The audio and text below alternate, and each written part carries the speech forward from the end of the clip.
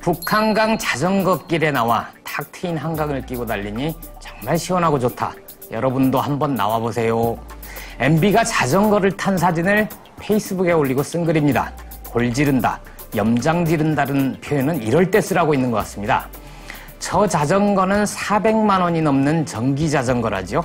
전기자전거는 자전거 도로를 달릴 수 없기 때문에 도로교통법 위반으로 형사처벌감이라고 합니다. 뭐 이 정도야 혈세 22조 원을 낭비한 4대강 사업에 비하면 아무것도 아니죠. 또 다른 MB의 말이 생각납니다. 나는 평소에 탈세가 범죄이듯 공직자가 예산을 낭비하는 것도 일종의 범죄라고 생각하고 있습니다. 2009년 3월 MB가 라디오 국정연설에서 한 말입니다. 범인은 반드시 현장에 다시 나타난다는 말 많이 들어보셨죠? 그분께 이 말을 돌려드리고 싶습니다. 아직도 장동건을 죽인 게 유호성 맞냐고 팬들이 묻는다. 부산국제영화제에서 곽경택 감독이 한 말입니다. 영화 친구에서 장동건이 칼에 찔려 죽는 마지막 장면이 가장 인상적이어서 그럴 텐데요. 고마해라 마이 뭐 따이가.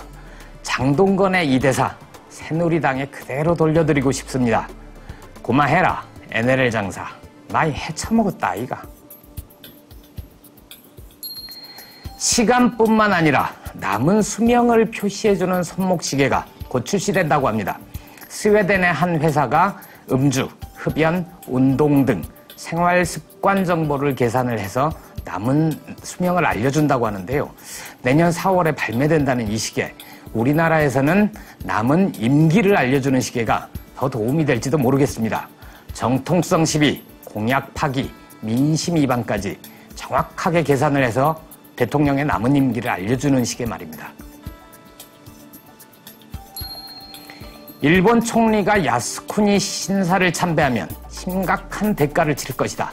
중국이 일본에 이런 경고를 했습니다. 그런데 우리나라는 야스쿠니 신사를 참배하고 독도 영유권을 주장해온 일본 극우 인사 12명에게 훈장을 안겨준 것으로 밝혀졌습니다. 박정희 대통령 때 A급 전범 3명을 포함해서 7명, 전두환 때 3명, 김영삼 때 1명, 이명박 때 1명이라고 합니다. 이 중에는 한국의 일본 재식민지화를 미군정에 수차례 청원했던 자도 있고 생체 실험으로 악명 높았던 731 부대 관계자도 있습니다.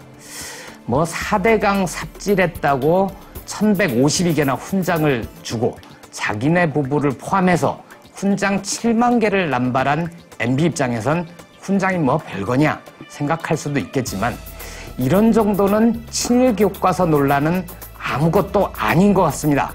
일본 역사 교과서를 수입해서 쓰자는 주장이 나오지 않는 게 오히려 다행인지도 모릅니다.